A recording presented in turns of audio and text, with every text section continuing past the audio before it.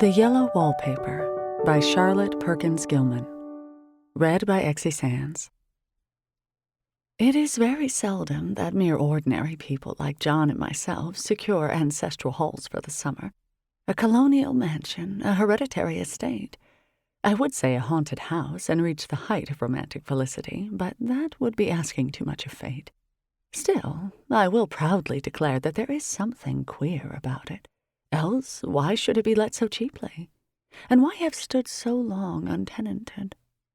John laughs at me, of course, but one expects that in a marriage. John is practical in the extreme. He has no patience with faith and intense horror of superstition, and he scoffs openly at any talk of things not to be felt and seen and put down in figures. John is a physician, and perhaps, I would not say it to a living soul, of course, but this is dead paper, and a great relief to my mind. Perhaps that is one reason I do not get well faster. You see, he does not believe I am sick.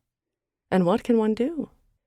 If a physician of high standing, and one's own husband, assures friends and relatives that there is really nothing the matter with one but temporary nervous depression, a slight hysterical tendency, what is one to do? My brother is also a physician, and also of high standing, and he says the same thing. So I take phosphates or phosphites, whichever it is, and tonics and journeys and air and exercise, and am absolutely forbidden to work until I am well again. Personally, I disagree with their ideas. Personally, I believe that congenial work with excitement and change would do me good.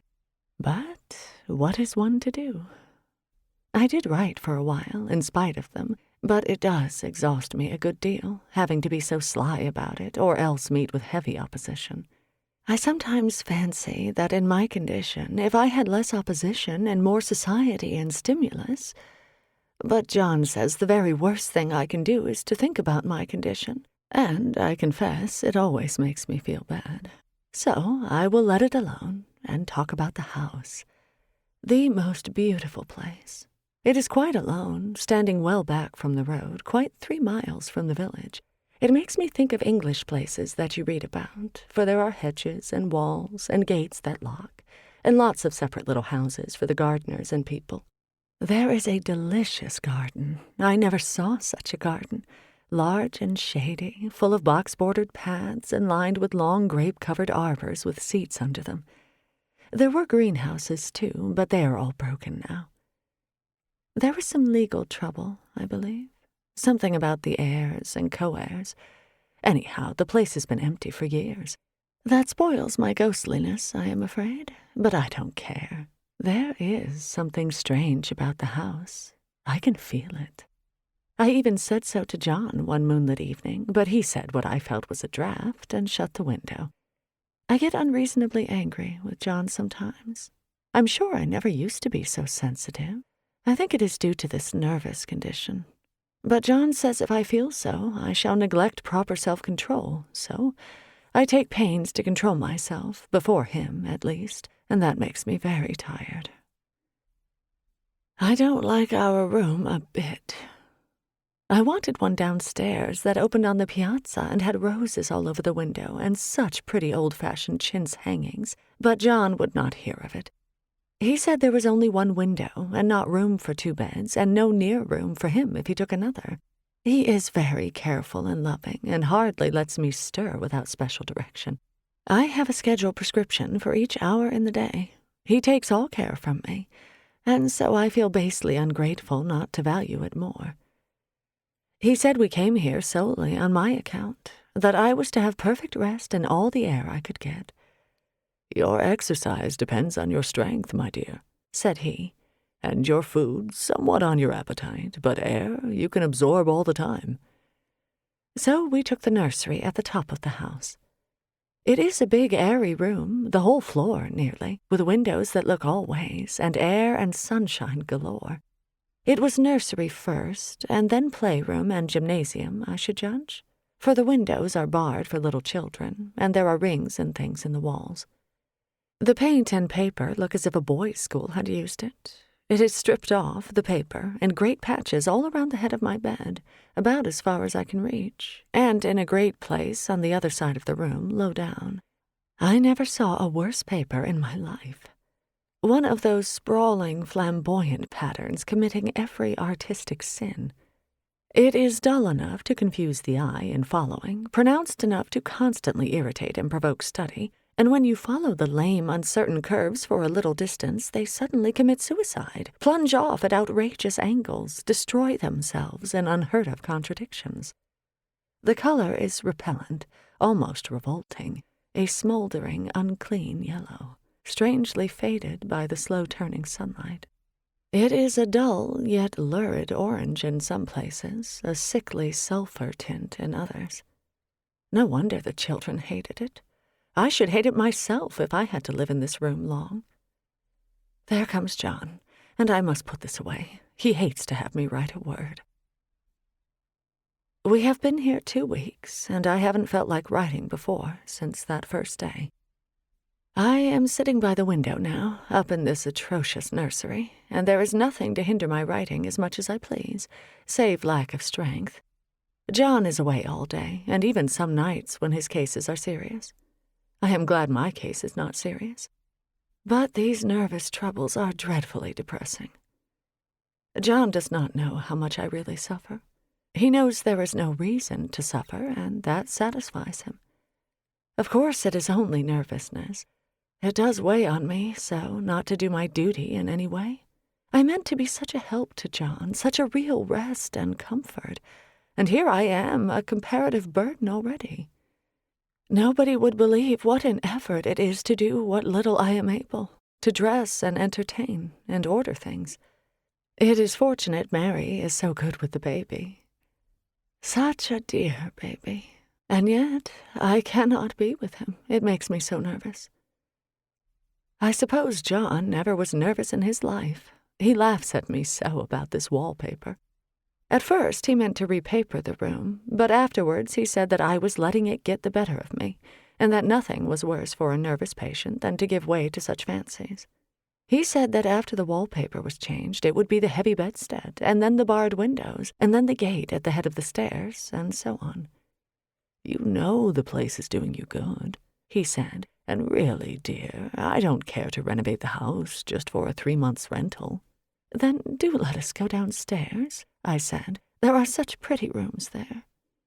Then he took me in his arms and called me a blessed little goose, and said he would go down to the cellar if I wished, and have it whitewashed into the bargain. But he is right enough about the beds and windows and things. It is an airy and comfortable room as anyone need wish, and of course I would not be so silly as to make him uncomfortable just for a whim.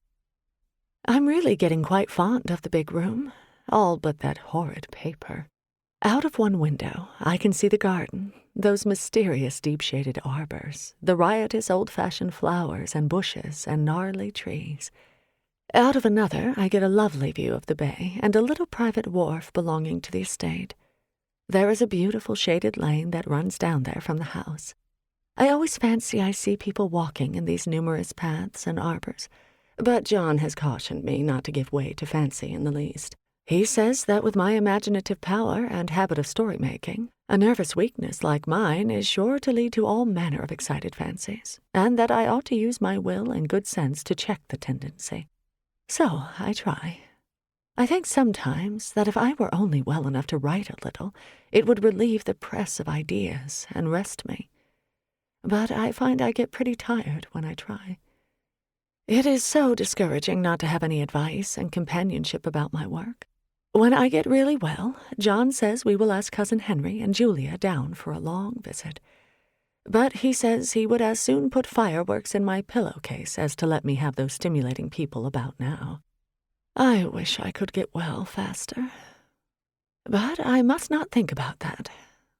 This paper looks to me as if it knew what a vicious influence it had. There is a recurrent spot where the pattern lolls like a broken neck, and 2 bulbous eyes stare at you upside down. I get positively angry with the impertinence of it and the everlastingness. Up and down and sideways they crawl, and those absurd unblinking eyes are everywhere. There was one place where two breadths didn't match, and the eyes go all up and down the line, one a little higher than the other. I never saw so much expression in an inanimate thing before, and we all know how much expression they have. I used to lie awake as a child and get more entertainment and terror out of a blank wall and plain furniture than most children could find in a toy store. I remember what a kindly wink the knobs of our big old bureau used to have, and there was one chair that always seemed like a strong friend. I used to feel that if any of the other things looked too fierce, I could always hop into that chair and be safe. The furniture in this room is no worse than inharmonious, however, for we had to bring it all from downstairs. I suppose when this was used as a playroom, they had to take the nursery things out, and no wonder. I never saw such ravages as the children have made here. The wallpaper, as I said before, is torn off in spots, and it sticketh closer than a brother. They must have had perseverance as well as hatred. Then the floor is scratched and gouged and splintered. The plaster itself is dug out here and there, and this great heavy bed, which is all we found in the room, looks as if it had been through the wars. But I don't mind it a bit. Only the paper. There comes John's sister, such a dear girl as she is, and so careful of me. I must not let her find me writing. She is a perfect and enthusiastic housekeeper, and hopes for no better profession. I verily believe she thinks it is the writing which made me sick. But I can write when she is out, and see her a long way off from these windows. There is one that commands the road, a lovely shaded, winding road, and one that just looks off over the country, a lovely country, too, full of great elms and velvet meadows. This wallpaper has a kind of sub-pattern in a different shade, a particularly irritating one, for you can only see it in certain lights, and not clearly then.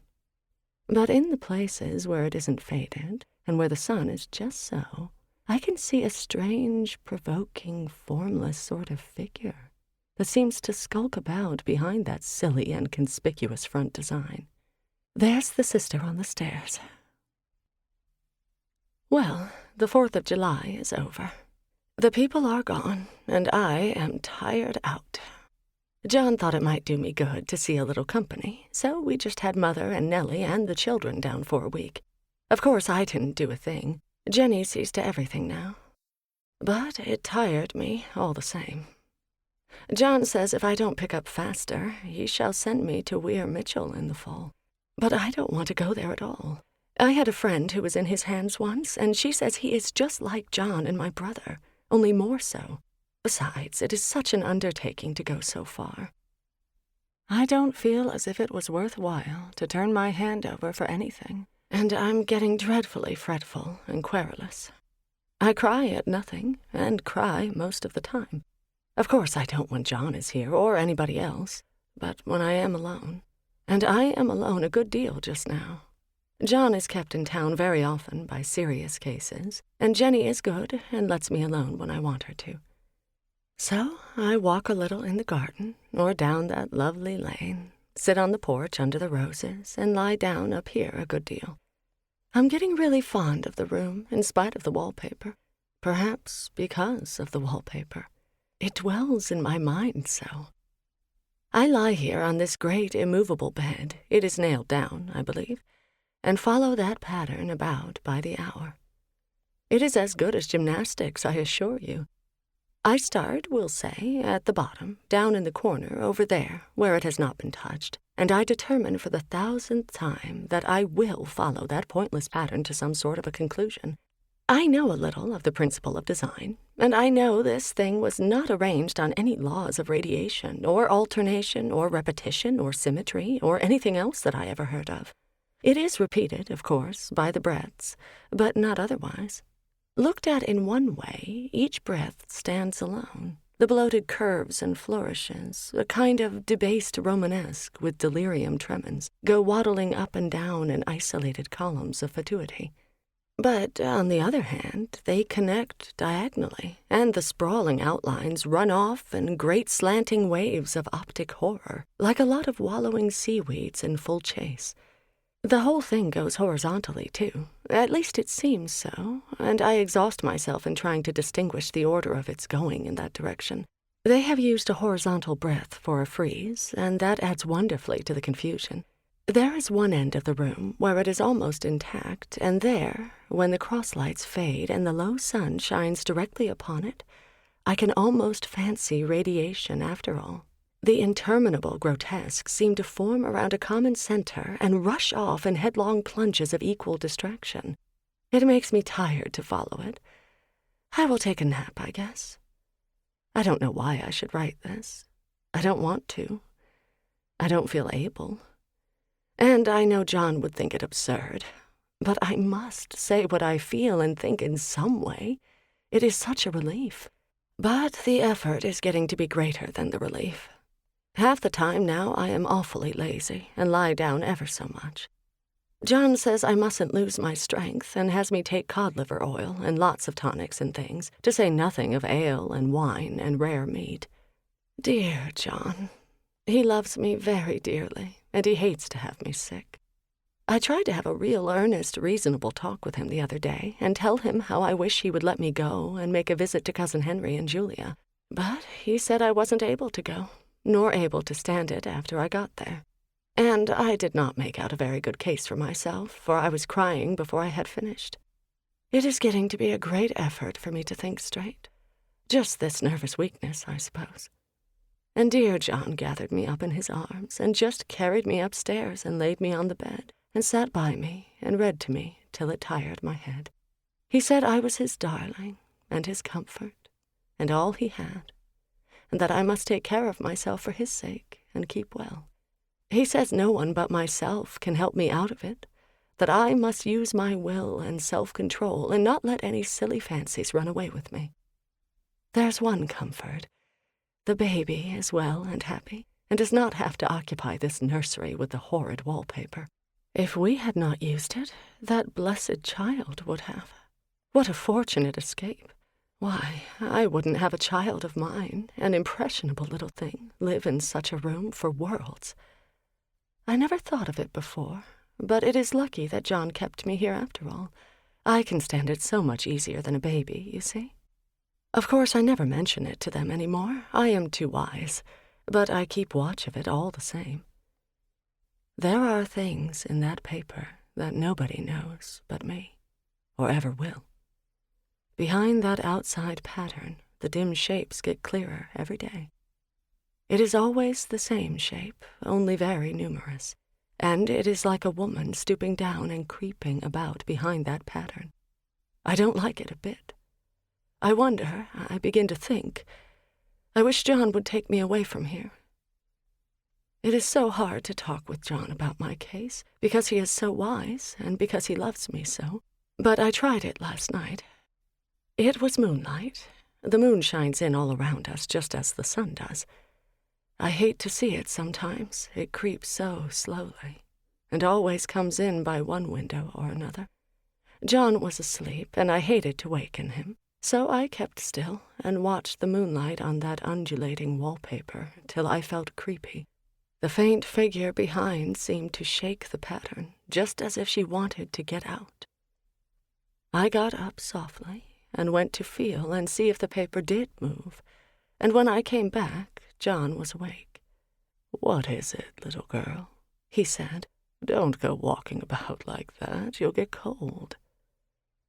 I thought it was a good time to talk, so I told him that I really was not gaining here, and that I wished he would take me away. "Why, darling," said he, "our lease will be up in 3 weeks, and I can't see how to leave before. The repairs are not done at home, and I cannot possibly leave town just now. Of course, if you were in any danger, I could and would, but you really are better, dear, whether you can see it or not. I am a doctor, dear, and I know. You are gaining flesh and color. Your appetite is better. I really feel much easier about you." "I don't weigh a bit more," said I, "nor as much, and my appetite may be better in the evening when you are here, but it is worse in the morning when you are away." "Bless her little heart," he said with a big hug. "She shall be as sick as she pleases. But now let's improve the shining hours by going to sleep and talk about it in the morning." "And you won't go away?" I asked gloomily. Why, how can I, dear? It is only 3 weeks more, and then we will take a nice little trip of a few days while Jenny is getting the house ready. Really, dear, you are better. Better in body, perhaps. I began and stopped short, for he sat up straight and looked at me with such a stern, reproachful look that I could not say another word. My darling, said he, I beg of you, for my sake and for our child's sake, as well as for your own, that you will never for one instant let that idea enter your mind. There is nothing so dangerous, so fascinating to a temperament like yours. It is a false and foolish fancy. Can you not trust me as a physician when I tell you so? So, of course, I said no more on that score, and we went to sleep before long. He thought I was asleep first, but I wasn't, and lay there for hours trying to decide whether that front pattern and the back pattern really did move together or separately. On a pattern like this, by daylight, there is a lack of sequence, a defiance of law that is a constant irritant to a normal mind. The color is hideous enough, and unreliable enough, and infuriating enough, but the pattern is torturing. You think you have mastered it, but just as you get well underway in following, it turns a back somersault, and there you are. It slaps you in the face, knocks you down, and tramples upon you. It is like a bad dream. The outside pattern is a florid arabesque, reminding one of a fungus. If you can imagine a toadstool in joints, an interminable string of toadstools, budding and sprouting in endless convolutions, why, that is something like it. That is sometimes. There is one marked peculiarity about this paper, a thing nobody seems to notice but myself, and that is that it changes as the light changes. When the sun shoots in through the east window, I always watch for that first long, straight ray. It changes so quickly that I never can quite believe it. That is why I watch it always. By moonlight, the moon shines in all night when there is a moon, I wouldn't know it was the same paper. At night, in any kind of light, in twilight, candlelight, lamplight, and worst of all, by moonlight, it becomes bars. The outside pattern, I mean, and the woman behind it is as plain as can be. I didn't realize for a long time what the thing was that showed behind, that dim sub-pattern, but now I am quite sure it is a woman. By daylight, she is subdued, quiet. I fancy it is the pattern that keeps her so still. It is so puzzling. It keeps me quiet by the hour. I lie down ever so much now. John says it is good for me, and to sleep all I can. Indeed, he started the habit by making me lie down for an hour after each meal. It is a very bad habit, I am convinced, for you see I don't sleep. And that cultivates deceit, for I don't tell them I'm awake, oh no. The fact is, I am getting a little afraid of John. He seems very queer sometimes, and even Jenny has an inexplicable look. It strikes me occasionally, just as a scientific hypothesis, that perhaps it is the paper. I have watched John, when he did not know I was looking, and come into the room suddenly on the most innocent excuses, and I've caught him several times looking at the paper. And Jenny, too. I caught Jenny with her hand on it once.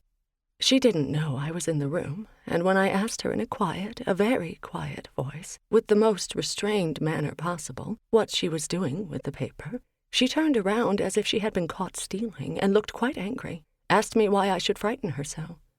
Then she said that the paper stained everything it touched, that she had found yellow smooches on all my clothes and John's, and she wished we would be more careful. Did not that sound innocent? But I know she was studying that pattern, and I am determined that nobody shall find it out but myself. Life is very much more exciting now than it used to be. You see, I have something more to expect, to look forward to watch.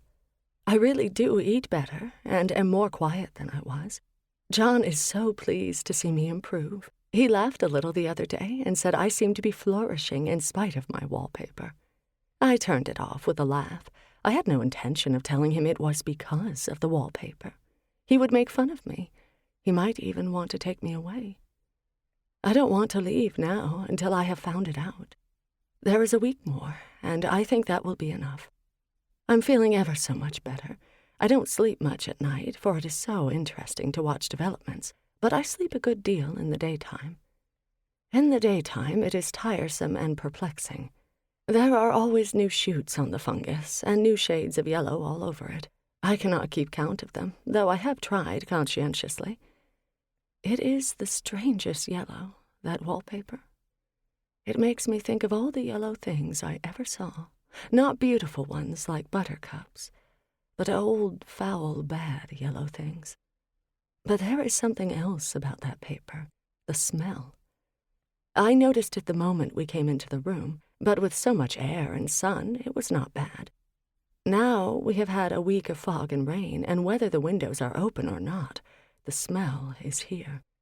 It creeps all over the house. I find it hovering in the dining room, skulking in the parlor, hiding in the hall, lying in wait for me on the stairs. It gets into my hair. Even when I go to ride, if I turn my head suddenly and surprise it, there is that smell. Such a peculiar odor, too. I have spent hours in trying to analyze it, to find what it smelled like. It is not bad at first, and very gentle, but quite the subtlest, most enduring odor I ever met. In this damp weather, it is awful. I wake up in the night and find it hanging over me. It used to disturb me at first. I thought seriously of burning the house to reach the smell. But now I am used to it. The only thing I can think of that it is like is the color of the paper, a yellow smell. There is a very funny mark on this wall, low down, near the mopboard, a streak that runs around the room. It goes behind every piece of furniture except the bed, a long, straight, even smooch, as if it had been rubbed over and over. I wonder how it was done, and who did it, and what they did it for. Round and round and round, round and round and round. It makes me dizzy. I really have discovered something at last. Through watching so much at night, when it changes so, I have finally found out. The front pattern does move, and no wonder. The woman behind shakes it. Sometimes I think there are a great many women behind, and sometimes only one, and she crawls around fast, and her crawling shakes it all over. Then, in the very bright spots, she keeps still, and in the very shady spots, she just takes hold of the bars and shakes them hard. And she is all the time trying to climb through. But nobody could climb through that pattern. It strangles so. I think that is why it has so many heads. They get through, and then the pattern strangles them off and turns them upside down and makes their eyes white. If those heads were covered or taken off, it would not be half so bad. I think that woman gets out in the daytime, and I'll tell you why, privately. I've seen her. I can see her out of every one of my windows. It is the same woman, I know, for she is always creeping, and most women do not creep by daylight. I see her on that long road under the trees, creeping along, and when a carriage comes, she hides under the blackberry vines. I don't blame her a bit. It must be very humiliating to be caught creeping by daylight. I always lock the door when I creep by daylight. I can't do it at night, for I know John would suspect something at once. And John is so queer now that I don't want to irritate him. I wish he would take another room. Besides, I don't want anybody to get that woman out at night but myself. I often wonder if I could see her out of all the windows at once. But turn as fast as I can only see out of one at one time. And though I always see her, she may be able to creep faster than I can turn. I have watched her sometimes away off in the open country, creeping as fast as a cloud shadow in a high wind. If only that top pattern could be gotten off from the under one. I mean to try it, little by little. I have found out another funny thing, but I shan't tell it this time. It does not do to trust people too much. There are only 2 more days to get this paper off, and I do believe John is beginning to notice. I don't like the look in his eyes. And I heard him ask Jenny a lot of professional questions about me. She had a very good report to give. She said I slept a good deal in the daytime. John knows I don't sleep very well at night, for all I'm so quiet. He asked me all sorts of questions, too, and pretended to be very loving and kind, as if I couldn't see through him. Still, I don't wonder he acts so, sleeping under this paper for 3 months. It only interests me, but I feel sure John and Jenny are secretly affected by it. Hurrah! This is the last day, but it is enough. John is to stay in town overnight and won't be out until this evening. Jenny wanted to sleep with me, the sly thing, but I told her I should undoubtedly rest better for a night all alone. That was clever, for really I wasn't alone a bit. As soon as it was moonlight and that poor thing began to crawl and shake the pattern, I got up and ran to help her. I pulled and she shook. I shook and she pulled, and before morning we had peeled off yards of that paper, a strip about as high as my head and halfway around the room. And then, when the sun came and that awful pattern began to laugh at me, I declared I would finish it today. We go away tomorrow, and they are moving all my furniture down again to leave things as they were before. Jenny looked at the wall in amazement, but I told her merrily that I did it out of pure spite at the vicious thing. She laughed and said she wouldn't mind doing it herself, but I must not get tired. How she betrayed herself that time. But I am here, and no person touches this paper but me, not alive. She tried to get me out of the room. It was too patent, but I said it was so quiet and empty and clean now that I believed I would lie down again and sleep all I could, and not to wake me even for dinner. I would call when I woke. So now she is gone, and the servants are gone, and the things are gone, and there is nothing left but that great bedstead nailed down, with the canvas mattress we found on it. We shall sleep downstairs tonight, and take the boat home tomorrow. I quite enjoy the room, now it is bare again. How those children did tear about here. This bedstead is fairly gnawed. But I must get to work. I have locked the door and thrown the key down into the front path. I don't want to go out, and I don't want to have anybody come in till John comes. I want to astonish him. I've got a rope up here that even Jenny did not find.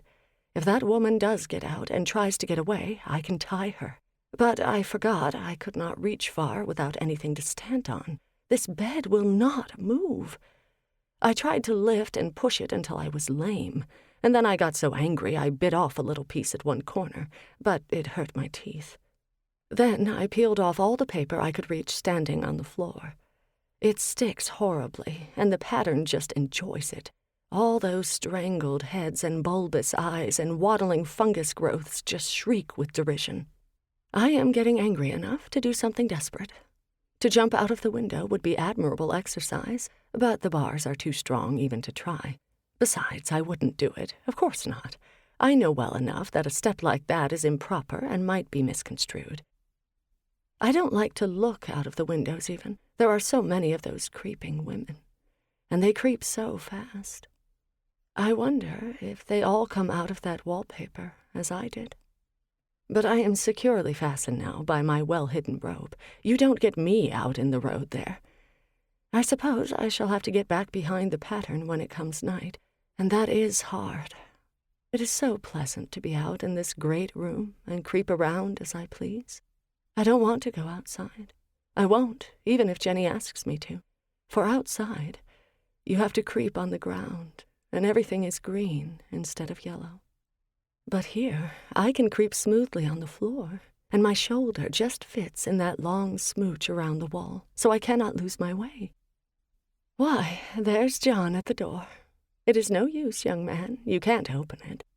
How he does call and pound. Now he's crying for an axe. It would be a shame to break down that beautiful door. "John, dear," said I in the gentlest voice, "the key is down by the front steps, under a plantain leaf." That silenced him for a few moments. Then he said, very quietly indeed, "Open the door, my darling." "I can't," said I. "The key is down by the front door, under a plantain leaf."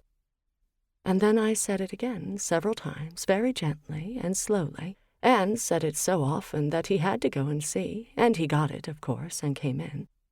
He stopped short by the door. "What is the matter?" he cried. "For God's sake, what are you doing?" I kept on creeping just the same, but I looked at him over my shoulder. "I've got out at last," said I, "in spite of you and Jane, and I've pulled off most of the paper, so you can't put me back." Now why should that man have fainted? But he did, and right across my path by the wall, so that I had to creep over him every time. This concludes The Yellow Wallpaper by Charlotte Perkins Gilman, read by Exie Sands.